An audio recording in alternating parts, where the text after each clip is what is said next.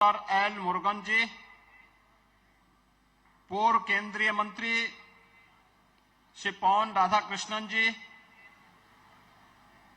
IIT Chennai के निदेशक professor B Kamakoti जी, वरिष्ठ समाज सेवी श्री के अन्नामलाई जी, काशी तमिल संगम के द्वितीय संस्करण के उद्घाटन कार्यक्रम में उपस्थित सभी सम्मानित अतिथिगण, काशी तमिल संगम के द्वितीय संस्करण के आज उद्घाटन कार्यक्रम के लिए पधारे भारत के यशस्वी प्रधानमंत्री तथा वाराणसी के लोकप्रिय सांसद आदरणीय श्री नरेंद्र मोदी जी का मैं उत्तर प्रदेश वासियों की ओर से हृदय से स्वागत और अभिनंदन करता हूं।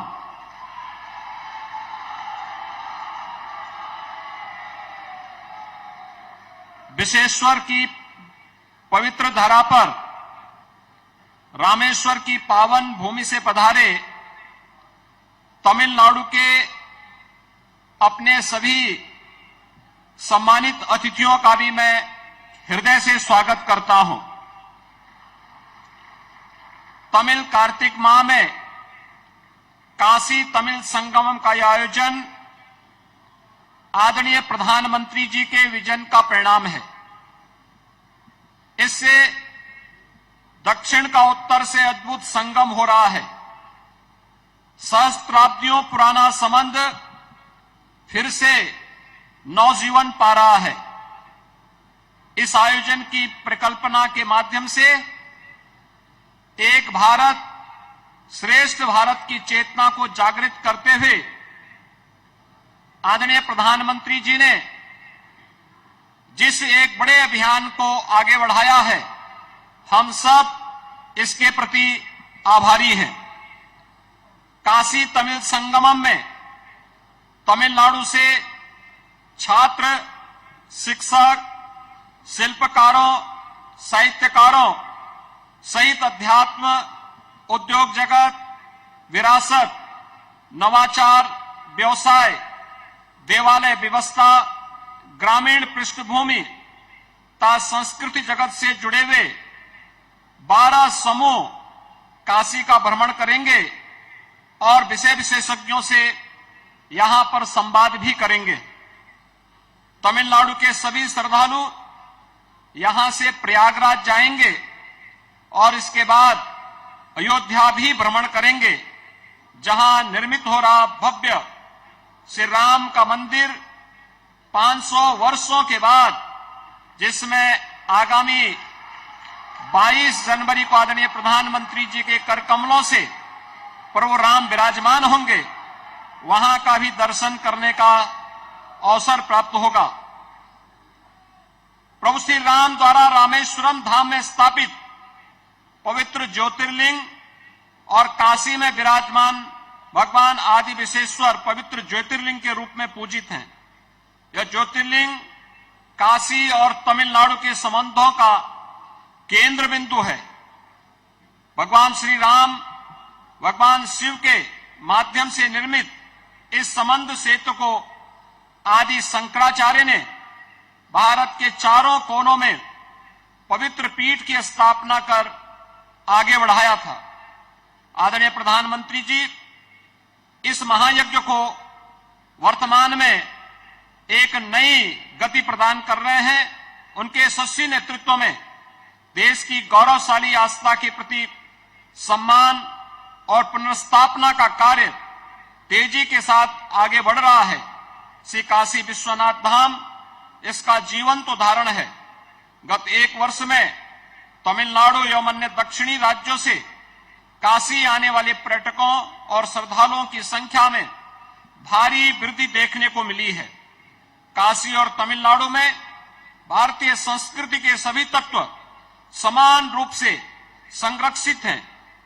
काशी के धार्मिक महत्व के कारण देश के सभी भागों के लोग सदियों से यहां आते रहे हैं।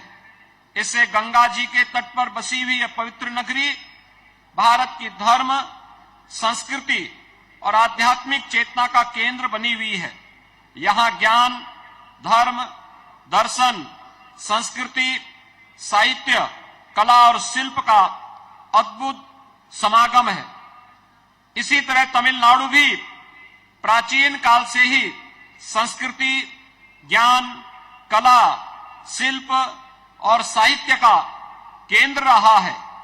तमिल भाषा का साहित्य अत्यंत प्राचीन और समृद्ध है। भारत में संस्कृत एवं तमिल साहित्य सबसे प्राचीन साहित्य है। समस्त भारतीय भाषाएं और उनका साहित्य सभी को अपने में समाहित करता है। समावेशी सांस्कृतिक प्रेरणा का यह स्रोत समाज में सद्भाव और समरसता बनाए हुए है। काशी तमिल संगम के आयोजन से तमिलनाडु के अतिथि न केवल उत्तर प्रदेश और काशी की समृद्ध सांस्कृतिक विरासत से परिचित होंगे, अपितु उत्तर और दक्षिण के इस संगम से हमारे सांस्कृतिक राष्ट्रवाद को एक नया बल भी मिलेगा। आदरणीय प्रधानमंत्री जी के इस विजन के प्रति एक बार फिर से हृदय से आभार व्यक्त करते हुए उन्हीं की काशी में आज के इस उद्घाटन कार्यक्रम के अवसर पर हृदय से अभिनंदन और स्वागत करते हुए आप सभी अतिथियों का भी मैं प्रदेशवासियों की ओर से हृदय से स्वागत और अभिनंदन करता हूं। धन्यवाद। जय हिंद। மாண்புமிகு உத்தரப்பிரதேச முதல்வர் அவர்கள் ஆற்றிய உரையின் சுருக்கத்தை இங்கே உங்களுக்கு புரிந்து கொள்வதற்காக சுருக்கமாக சொல்கிறோம். தமிழகத்திலிருந்து வந்திருக்க எல்லாரையும் நான் அன்போட வரவேற்கிறேன். காசி மாநகரம் உங்களை வரவேற்கிறது. இது பாரத பிரதமர் அவர்களின் கனவு இன்று நனவாகி கொண்டிருக்கிறது. அதுவும் இரண்டாவது முறையாக இந்த ஆண்டு இது நடக்கிறது. வடக்கும் தெற்கும் கைகுலுக்கிக் கொள்ளும் இந்த உன்னதமான இந்த நிகழ்ச்சி தான் ஒரே பாரதம் உன்னத பாரதம் என்ற ஒரு தத்துவத்தின் தொடக்கமாகும்.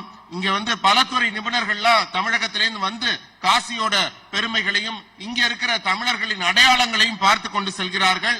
வந்தது மட்டுமல்ல, 500 வருஷம் கழிச்சு இப்ப கட்டப்பட்டு கொண்டிருக்கிற ராமர் கோயிலை நீங்கள் எல்லாம் சென்று பார்க்க போகிறீர்கள். அந்த பெருமை உங்களுக்கெல்லாம் இந்த நிகழ்ச்சியின் மூலம் கிடைக்கிறது.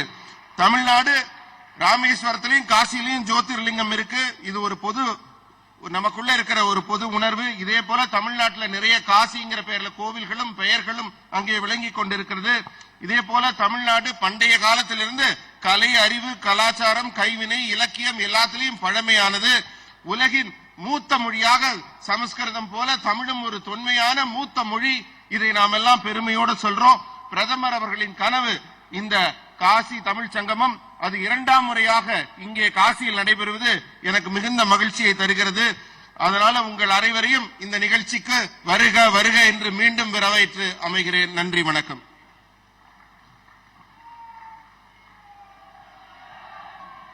धन्यवाद। काशी तमिल संगमम काशी और तमिलनाडु के संबंधों के इतिहास को पुनः अनुभव करने, समझने और जीने का एक अवसर है। मैं माननीय प्रधानमंत्री जी से बहुत ही आदर के साथ निवेदन करूंगी कि वो रिमोट का बटन दबाकर काशी तमिल संगमम का शुभारंभ करने की कृपा करें।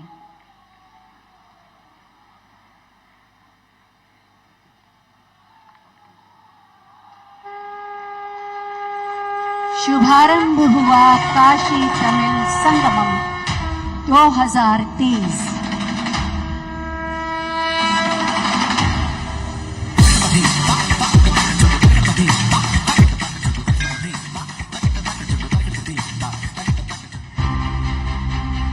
काशी तमिल संगमम विश्व के सबसे प्राचीन और जीवंत शहर वाराणसी की मिट्टी पर भारतीय संस्कृतियों का अद्वितीय मिलन, जिसकी कहानी कहती है गंगा की अविरल धारा। पिछले वर्ष तमिल कैलेंडर के अनुसार ये था कार्तिकेय का पवित्र महीना, और इसी पवित्र महीने में वाराणसी बना था साक्षी काशी तमिल संगमम के प्रथम भव्य आयोजन का। काशी तमिल संगमम ने प्रधानमंत्री श्री नरेंद्र मोदी जी के एक भारत श्रेष्ठ भारत के विजन की वीणा के तार को झंकृत किया और प्रधानमंत्री जी के पंच प्राण में से एक विरासत पर गर्व को भी दी मजबूती। प्राचीन भारत की शिक्षा और संस्कृति के दो केंद्र वाराणसी और तमिलनाडु के एक माह तक चलने वाले इस अद्भुत और अविस्मरणीय मिलन को देखकर ऐसा लग रहा था कि देवलोक बनारस के घाटों पर उतर आया हो। पिछले वर्ष के काशी तमिल संगमम के आयोजन में हजारों लोग तमिलनाडु से वाराणसी आए थे। दोनों क्षेत्रों की कला, संस्कृति, व्यंजन, व्यवसाय आदि का हुआ था आदान प्रदान। इसके अलावा वाराणसी के ग्रामीण बच्चों के लिए IIT मद्रास द्वारा विद्या शक्ति कार्यक्रम और तमिलनाडु के शंकर नेत्र अस्पताल के वाराणसी केंद्र का हुआ था शिलान्यास।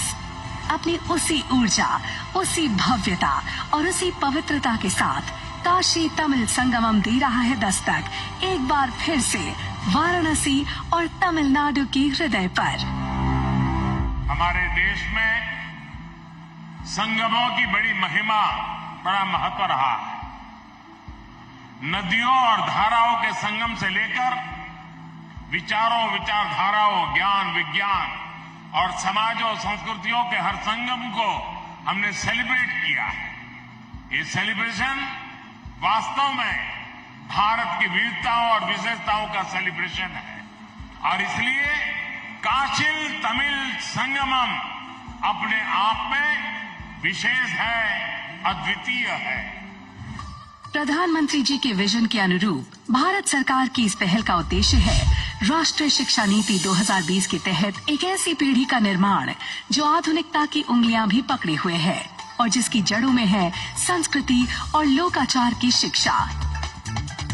17 से 30 दिसंबर तक वाराणसी में चलने वाले इस संगमम की शुरुआत तमिल कैलेंडर के अनुसार मार्गली के उस पवित्र महीने से हो रही है जब सभी मंदिर सूर्योदय से पहले खुलते हैं और लोग पवित्र नदियों में लगाते हैं डुबकी। काशी तमिल संगमम के इस प्रारूप में जागरूकता का सृजन और आउटरीच तो होगा ही, साथ ही लोगों का लोगों से जुड़ाव और सांस्कृतिक गठबंधन पर होगा जोर। इसके अलावा स्थानीय बुनकरों, कारीगरों, उद्यमियों और लेखकों के साथ जुड़ाव और बातचीत पर भी होगा फोकस। संगमम में हिस्सा लेने वाले 1400 प्रतिनिधियों को 7 समूहों में विभाजित किया जाएगा। प्रतिनिधियों द्वारा काशी विश्वनाथ और अन्य मंदिरों के दर्शन के साथ साथ सारनाथ, प्रयागराज और अयोध्या की यात्रा भी की जाएगी। 15 दिनों की इस अवधि के दौरान साहित्य, कला, योग, अकादमिक आदान प्रदान, आधुनिक नवाचार, एडुटेक, सेमिनार और नेक्स्ट जेन टेक्नोलॉजी के भी दिखेंगे रंग। संगमम में नमो घाट पर सांस्कृतिक दलों द्वारा तमिल और काशी संस्कृतियों की झलक का भी होगा प्रदर्शन। भारत सरकार के विभिन्न मंत्रालयों और विभागों द्वारा लगाए गए स्टॉल करेंगे आपको मंत्रमुग्ध। दोनों संस्कृतियों के व्यंजन की खुशबू भी होगी हवा में और स्वाद का जादू भी सिर चढ़कर बोलेगा। आध्यात्मिक सर्किट भी बांध लेगा आपको अपनी पवित्रता के बंधन में।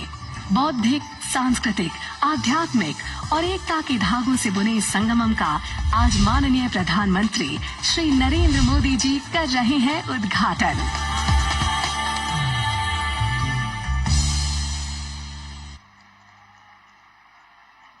शुभारंभ हुआ काशी तमिल संगमम का संबंधों के प्रगाढ़ होने का एक उत्सव और भारत की एकता और अखंडता की ओर एक और कदम। CICT तमिल भाषा के प्राचीन ग्रंथों का विभिन्न भाषाओं में अनुवाद करता रहा है और आज के इस संगमम की विशेषता है कि ब्रेल भाषा में भी कुछ महत्वपूर्ण तमिल भाषा के प्राचीन ग्रंथों का अनुवाद किया गया है, जिसका विमोचन माननीय प्रधानमंत्री जी के कर कमलों द्वारा होना है। मैं माननीय प्रधानमंत्री जी से अनुरोध करूंगी कि इन प्राचीन ग्रंथों का ब्रेल भाषा में अनुवाद किए गए पुस्तक का विमोचन करने की कृपा करें।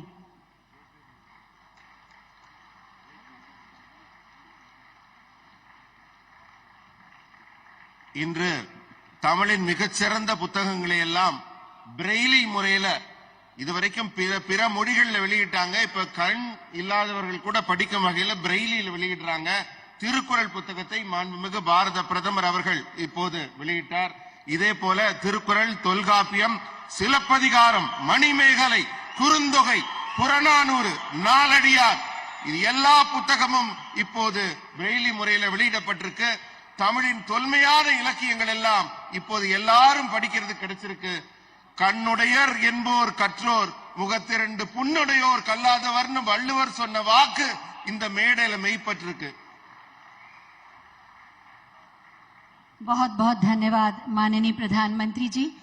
अंधकार में प्रकाश की, ज्ञान के प्रकाश की किरण का प्रवेश इन पुस्तकों के माध्यम से आपने किया।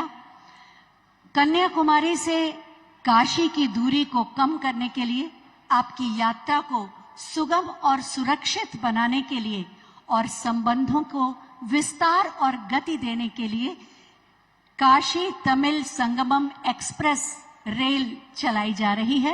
आज जिसका शुभारंभ माननीय प्रधानमंत्री महोदय के हाथों होना है, मैं माननीय प्रधानमंत्री महोदय से अनुरोध करूंगी कि हरी झंडी दिखाकर काशी तमिल संगमम एक्सप्रेस जो कन्याकुमारी से वाराणसी और वाराणसी से कन्याकुमारी की यात्रा को पूरा करेगी, उसे रवाना करने का आदेश दें।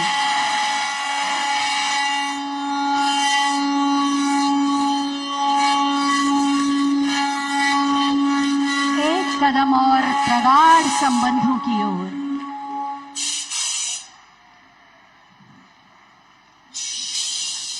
जोरदार तालियों की शुभकामनाओं के साथ आज आप इस शुभ कार्य के साथ हों।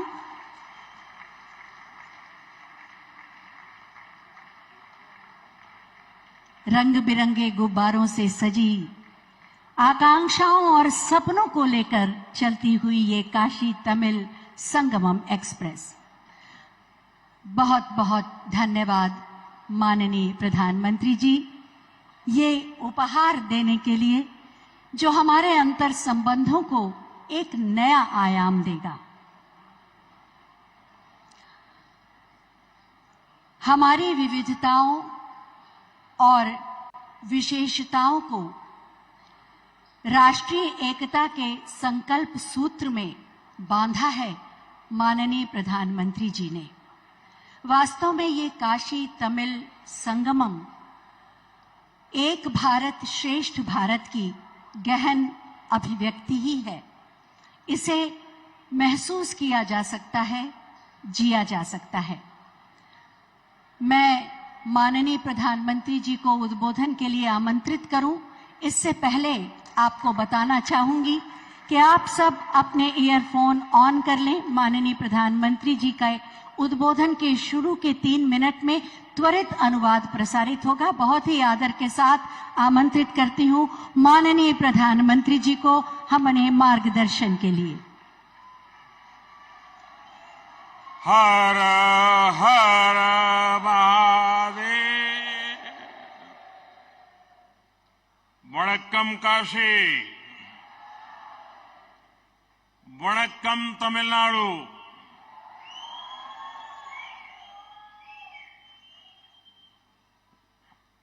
Those who are coming from Tamil Nadu, I request them to use your earphone. First time using AI technology.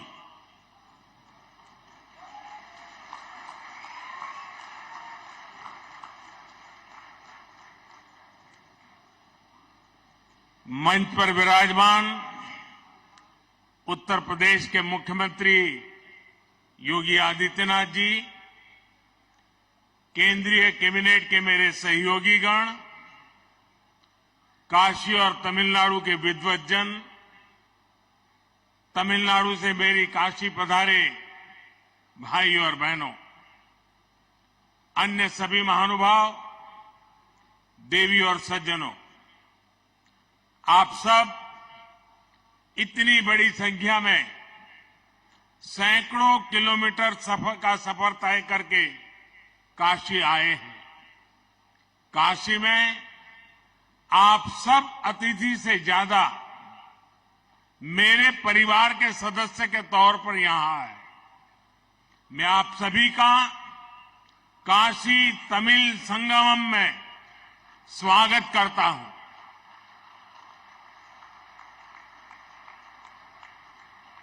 मेरे परिवारजनों, तमिलनाडु से काशी आने का मतलब है महादेव के एक घर से उनके दूसरे घर आना। तमिलनाडु से काशी आने का मतलब है मदुरई मीनाक्षी के यहां से काशी विशालाक्षी के यहां आना। इसलिए तमिलनाडु और काशी वासियों के बीच हृदय में जो प्रेम है, जो संबंध है, वो अलग भी है और अद्वितीय भी है। मुझे विश्वास है काशी के लोग आप सभी की सेवा में कोई कमी नहीं छोड़ रहे होंगे।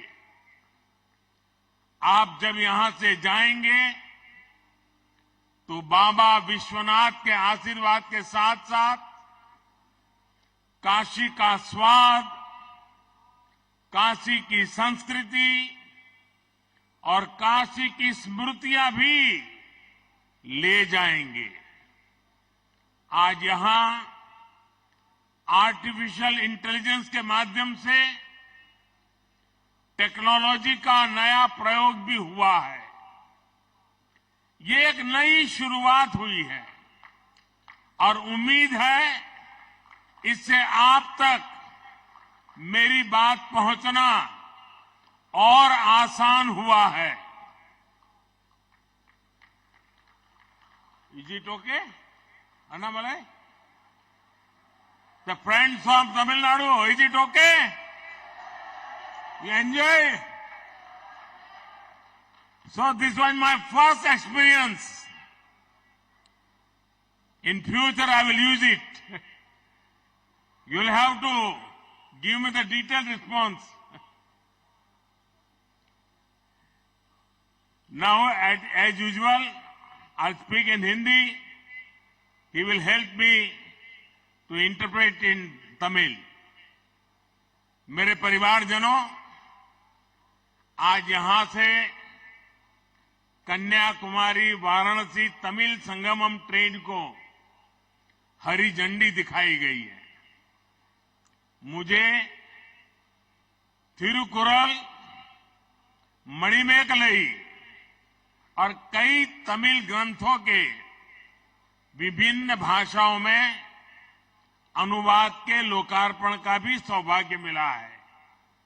एक बार काशी के विद्यार्थी रहे सुब्रमण्यम भारती जी ने लिखा था, काशी नगर पुलवर पेशुम ओरैताम कांची इल केट पदरकू और करुवी सेचो। वो कहना चाहते थे कि काशी में जो मंत्रोच्चार होते हैं उन्हें तमिलनाडु के कांची शहर में सुनने की व्यवस्था हो जाए तो कितना अच्छा होता। आज सुब्रमण्यम भारती जी को उनकी वो इच्छा पूरी होती नजर आ रही होगी। काशी तमिल संगमम की आवाज पूरे देश में, पूरी दुनिया में जा रही है। मैं इस आयोजन के लिए सभी संबंधित मंत्रालयों को, यूपी सरकार को और तमिलनाडु के सभी नागरिकों को बधाई देता हूं।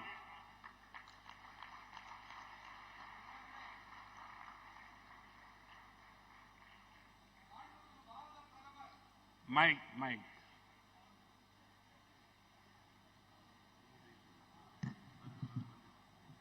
மாண்புமிகு பாரத பிரதமர் தன்னுடைய உரையை இடையிலே நிறுத்தி உங்ககிட்ட எல்லாம் ஒரு கேள்வி கேட்டார் தெரியும் இல்லையா? உங்களுக்கு காதுல விழுந்துதா அந்த உரையுடைய தமிழாக்கம்னு? உங்களுடைய எதிர்வினை ரெஸ்பான்ஸ் கொடுங்க. விழுந்தது சொல்லுங்க. காதுல விழுந்தது. நன்றி. இனி அவர் பேசிய உரையின் தமிழாக்கத்தை அளிக்கின்றோம். என் குடும்ப உறவுகளே, இன்று இங்கே கன்னியாகுமரி வாராணசி தமிழ் சங்கமம் ரயிலுக்கு பச்சை கொடி காட்டப்பட்டு தொடங்கப்பட்டிருக்கிறது.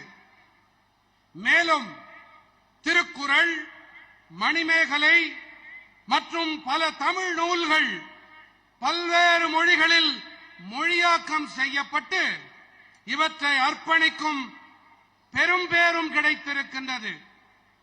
காசியிலே மாணவராக கல்வி பயின்ற மகாகவி சுப்பிரமணிய பாரதி என்ன எழுதியிருக்கிறார் தெரியுமா?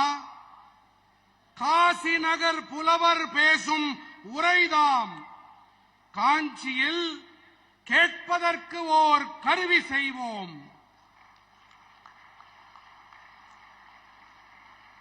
அவர் கூற விரும்பியது என்ன தெரியுமா? காசியிலே புரியப்படும் மந்திர உச்சாடனங்கள் எல்லாம் தமிழ்நாட்டின் காஞ்சி மாநகரிலே கேட்கப்படக்கூடிய ஒரு அமைப்பு, ஒரு கருவி ஏற்படுத்தப்படுமானால் எத்தனை அருமையாக இருக்கும் என்பதே அவருடைய தொலைநோக்காக இருந்தது. பாரதி அவர்களின் நல்விருப்பம் இன்று நிறைவேறி வருகின்றது. காசி தமிழ் சங்கமத்தின் குரல் தேசமெங்கிலும் உலகெங்கிலும் ஒலித்துக் கொண்டிருக்கின்றது. இந்த அருமையான ஏற்பாட்டினை செய்தமைக்காக அனைத்து தொடர்புடைய அமைச்சகங்கள், உத்தரப்பிரதேச அரசு, தமிழ்நாட்டின் என்னுடைய அனைத்து தமிழ் சொந்தங்களுக்கும் வாழ்த்துக்களை தெரிவித்துக் கொள்ளுகிறேன். मेरे परिवारजनों, पिछले वर्ष काशी तमिल संगमम शुरू होने के बाद से ही इस यात्रा में दिनों दिन लाखों लोग जुड़ते जा रहे हैं। विभिन्न मठों के धर्मगुरु, स्टूडेंट्स, तमाम कलाकार, साहित्यकार, शिल्पकार, प्रोफेशनल्स, कितने ही क्षेत्र के लोगों को इस संगमम से आपसी संवाद और संपर्क का एक प्रभावी मंच मिला है। मुझे खुशी है कि संगमम को सफल बनाने के लिए बनारस हिंदू विश्वविद्यालय और आईआईटी मद्रास भी साथ आए हैं। आईआईटी मद्रास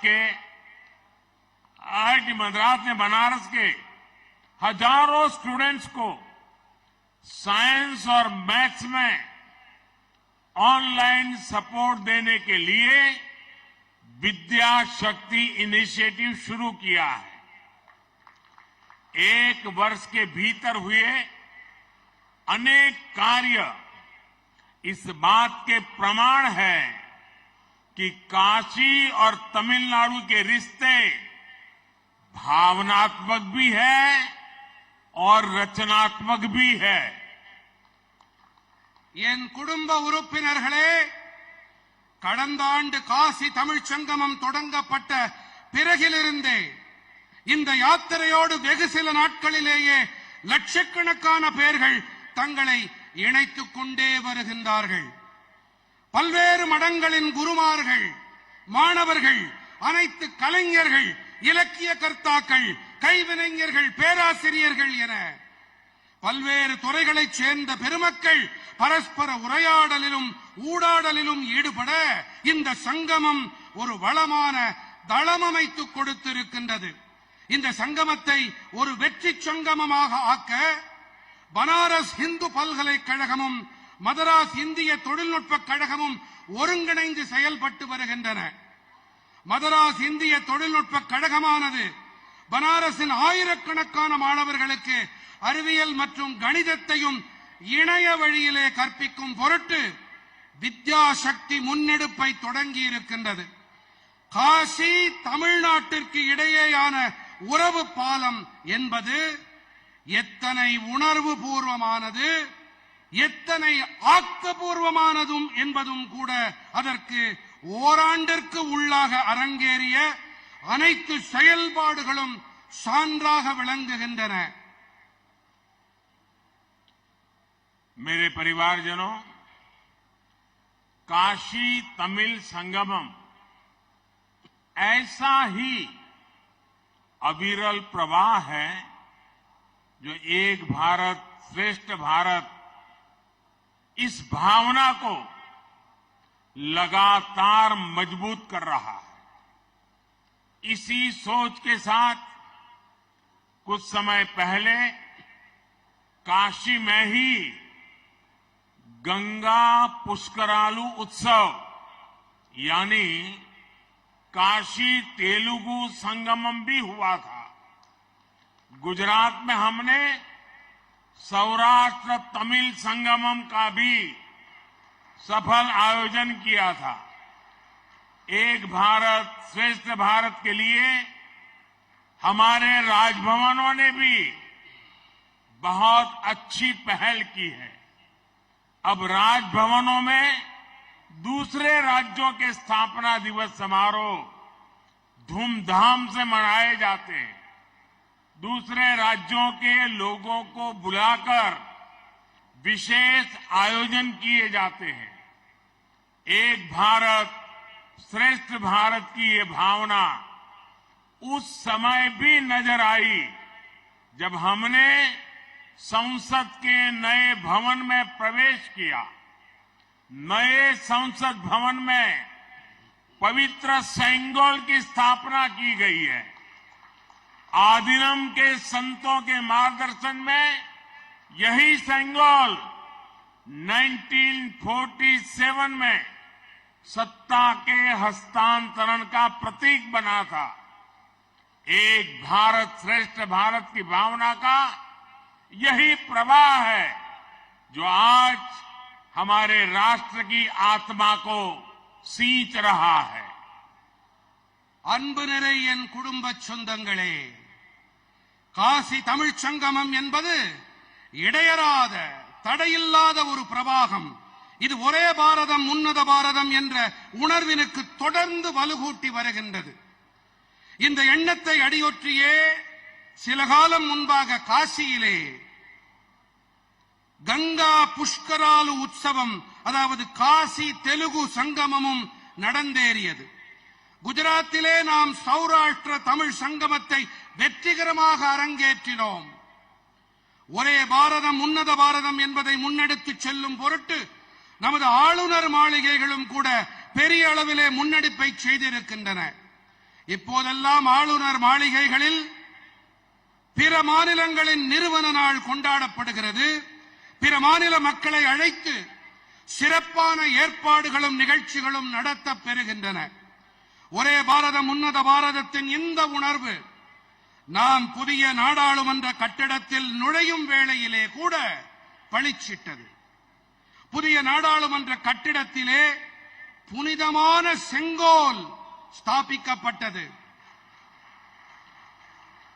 புனிதமிகு ஆதீனங்களின் வழிகாட்டுதலின் பேரில் இந்த செங்கோல் தான் 1947 ஆண்டு ஆட்சி மாற்றத்தின் அடையாளமாக அமைந்தது. ஒரே பாரதம் உன்னத பாரதம் உணர்வின் இந்த பெருக்குதான் இன்று நமது தேசத்தின் ஆன்மாவிற்கு நீரூற்றி உரம் சேர்த்து வருகின்றது. मेरे परिवारजनों, हम भारतवासी एक होते हुए भी बोलियां, भाषाओं, वेशभूषा, खान पान, रहन सहन कितनी ही विविधता से भरे हुए हैं। भारत की ये विविधता उस आध्यात्मिक चेतना में रची बसी है जिसके लिए तमिल में कहा गया है निरेल्लाम गंगे निलमेल्लाम काशी, ये वाक्य महान पांड्य राजा पराक्रम पांड्यन का है। इसका अर्थ है हर जल गंगाजल है, भारत का हर भूभाग काशी है।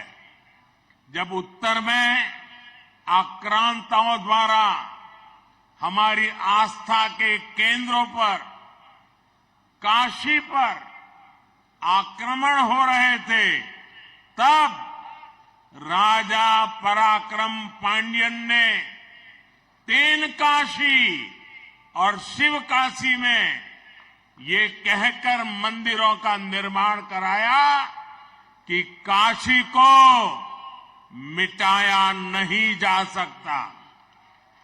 आप दुनिया की कोई भी सभ्यता देख लीजिए, विविधता में आत्मीयता का ऐसा सहज और श्रेष्ठ स्वरूप आपको शायद ही कहीं मिलेगा।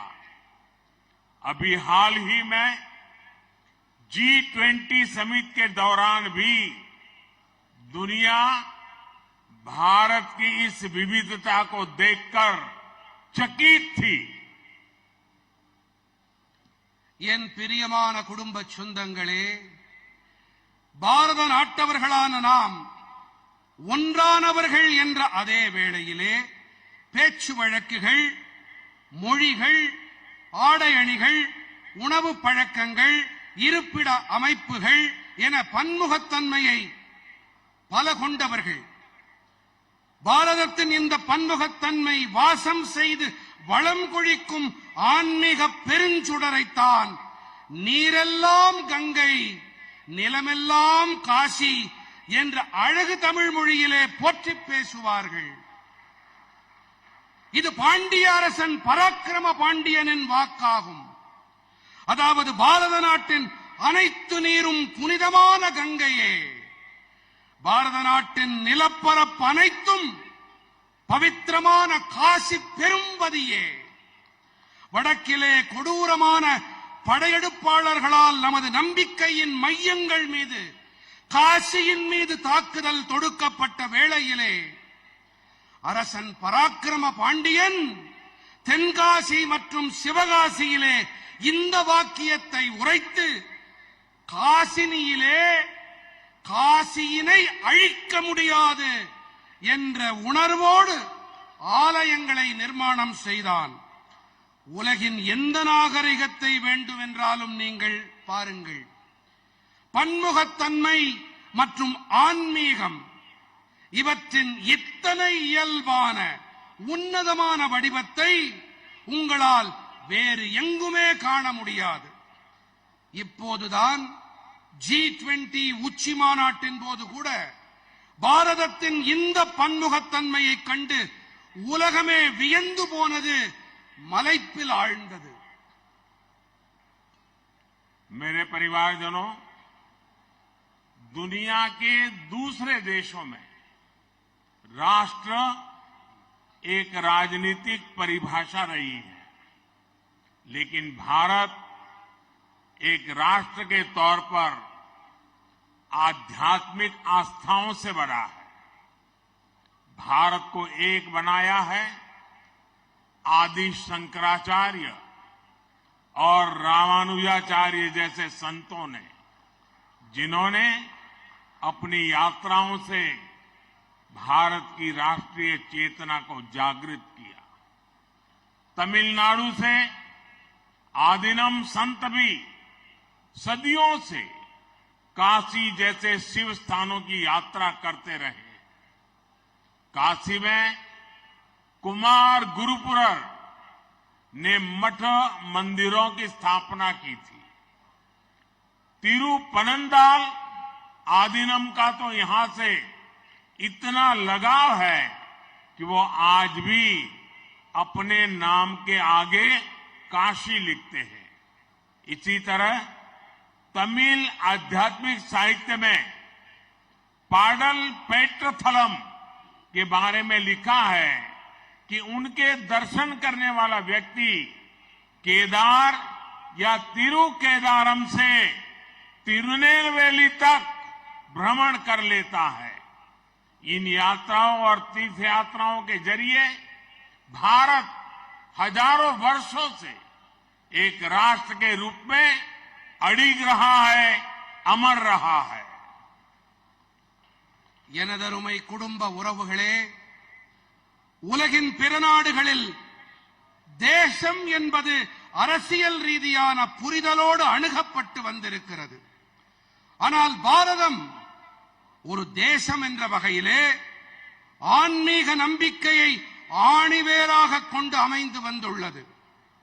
ஆதிசங்கரர், ராமானுஜாச்சாரியார் போன்ற புனிதர்கள்தாம் பாரதத்தை ஒருங்கிணைத்தவர்கள். இவர்களெல்லாம் தங்கள் யாத்திரைகளின் போது பாரதத்தின் தேசிய விழிப்பினை, தேசிய ஆன்மாவை, தேசியத்தை தட்டி எழுப்பினார்கள். தமிழ்நாட்டின் ஆதீன துறவிகளும் கூட பல நூற்றாண்டு காலமாக காசி போன்ற சிவபதிகளுக்கு புனித பயணங்களை மேற்கொண்டு வந்திருக்கின்றார்கள். திருப்பனந்தாள் ஆதீனத்தை காசியிலே குருபர சுவாமிகள் நிறுவினார். இன்று கூட திருப்பனந்தாள் ஆதீன கர்த்தர்கள் தங்கள் பெயருக்கு முன்பாக காசிவாசி என்று எழுதுகிறார்கள். இதைப் போலவே தமிழின் ஆன்மீக நூல்களிலே பாடல் பெற்ற தலம் எனும் போது இவற்றை தரிசனம் செய்யும் மனிதர் திருக்கேதாரம் முதல் திருநெல்வேலி வரை யாத்திரை மேற்கொண்டவராகிறார். இந்த யாத்திரைகள், புனித பயணங்கள் வாயிலாக பல்லாயிரம் ஆண்டு காலமாக பாரதம் ஒரே தேசம் என்ற வகையில் நீடித்து அமரத்துவம் பெற்றதாக விளங்கி வந்திருக்கின்றது. मुझे खुशी है कि काशी तमिल संगमम के जरिए देश के युवाओं में अपनी इस प्राचीन परंपरा के प्रति उत्साह बढ़ा है। तमिलनाडु से बड़ी संख्या में लोग, वहां के युवा काशी आ रहे हैं। यहां से प्रयाग, अयोध्या और दूसरे तीर्थों में भी जा रहे हैं। मुझे बताया गया है कि काशी तमिल संगमम में आने वाले लोगों को अयोध्या दर्शन की भी विशेष व्यवस्था की गई है। महादेव के साथ ही रामेश्वरम की स्थापना करने वाले भगवान राम के दर्शन का सौभाग्य अद्भुत है। காசி தமிழ் சங்கமத்தின் வாயிலாக தங்களுடைய இந்த பண்டைய பாரம்பரியம் குறித்து தேசத்தின் இளைஞர்களிடத்திலே உற்சாகம் அதிகரித்திருக்கிறது என்பது மகிழ்ச்சியை அளிக்கிறது.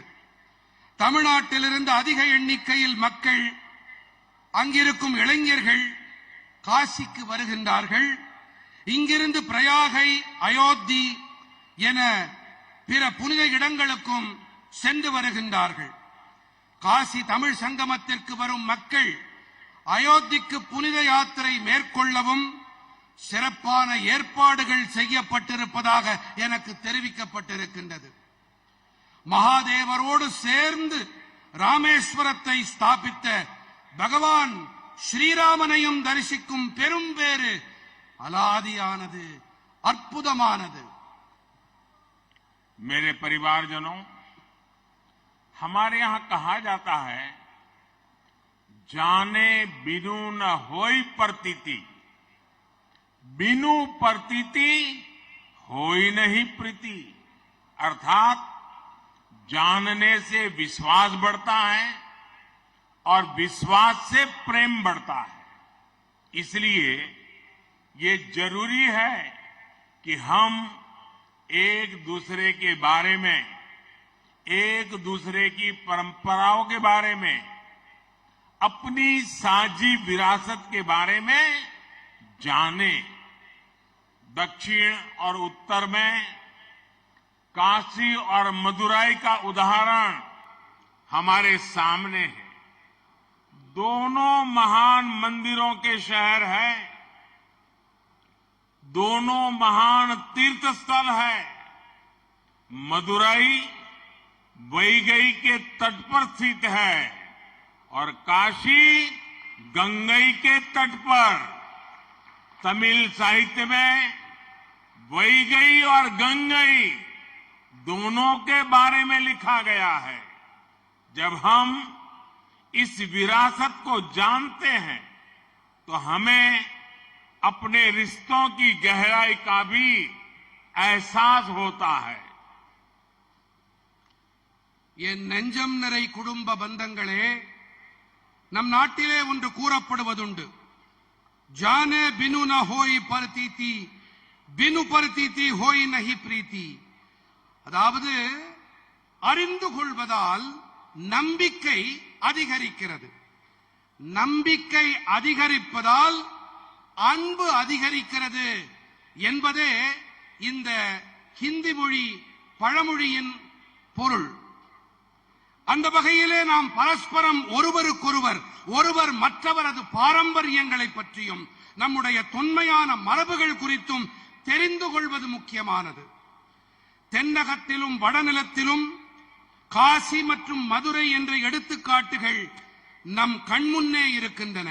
இரண்டுமே மகத்தான தொன்மையான ஆலய நகரங்கள், இரண்டுமே மிகச் சிறப்பான புனித யாத்திரை தீர்த்தங்கள். மதுரை அம்பதி வைகை ஆற்றின் கரையினிலே அமைந்திருக்கிறது என்றால், காசியோ கங்கை அன்னையின் மடியினிலே இருக்கின்றது. தமிழ் இலக்கியங்கள் கங்கை மற்றும் வைகை என்ற இந்த இரண்டு நதிகளை பற்றியும் விரித்து பேசுகின்றன. நாம் இந்த மரபினை அறிந்து கொள்ளும் போது நமது உறவுகளின் ஆழத்தை நம்மால் நன்றாக உணர்ந்து கொள்ள முடியும். मेरे परिवारजनों, मुझे विश्वास है काशी तमिल संगमम का ये संगम इसी तरह हमारी विरासत को सशक्त करता रहेगा, एक भारत श्रेष्ठ भारत की भावना को मजबूत बनाता रहेगा। आप सभी का काशी प्रवास सुखद हो, इसी कामना के साथ मैं अपनी बात समाप्त करता हूं और साथ साथ तमिलनाडु से आए हुए प्रसिद्ध गायक भाई श्रीराम को काशी आने पर और हम सबको भाव विभोर करने के लिए मैं श्रीराम का हृदय से धन्यवाद करता हूं, उनका अभिनंदन करता हूं और काशीवासी भी तमिल सिंगर श्रीराम को जिस भक्ति भाव से सुन रहे थे उसमें भी हमारी एकता की ताकत के दर्शन कर रहे थे। मैं फिर एक बार काशी तमिल संगमम की इस यात्रा को, अविरत यात्रा को अनेक अनेक शुभकामनाएं देता हूं और आप सभी का बहुत बहुत धन्यवाद करता हूं।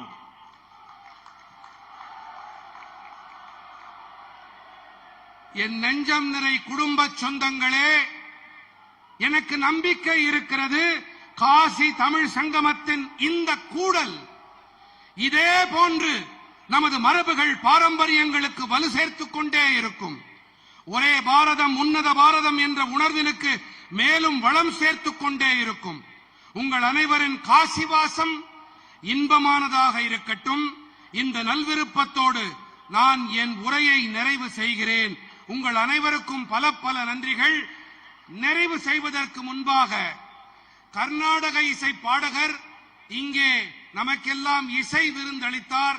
சித் ஸ்ரீராம் குழுவினருக்கும் சித் ஸ்ரீராம் அவர்களுக்கும் என் நெஞ்சார்ந்த மனமார்ந்த நன்றிகளை நான் தெரிவித்துக் கொள்ளுகிறேன். மேலும் பக்தி உணர்வோடு அவர் அளித்த அந்த கீர்த்தனைகளை மிகுந்த பக்தியோடும் முனைப்போடும் அர்ப்பணிப்போடும் கேட்டுக்கொண்டிருந்த காசி நகர மக்களுக்கும் பக்தர்களுக்கும் என்னுடைய நன்றிகளை தெரிவித்துக் கொள்ளுகிறேன்.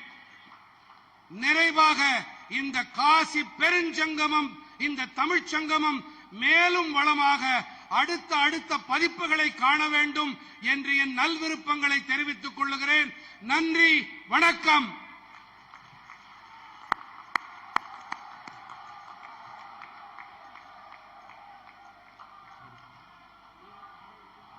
बहुत बहुत धन्यवाद माननीय प्रधानमंत्री जी।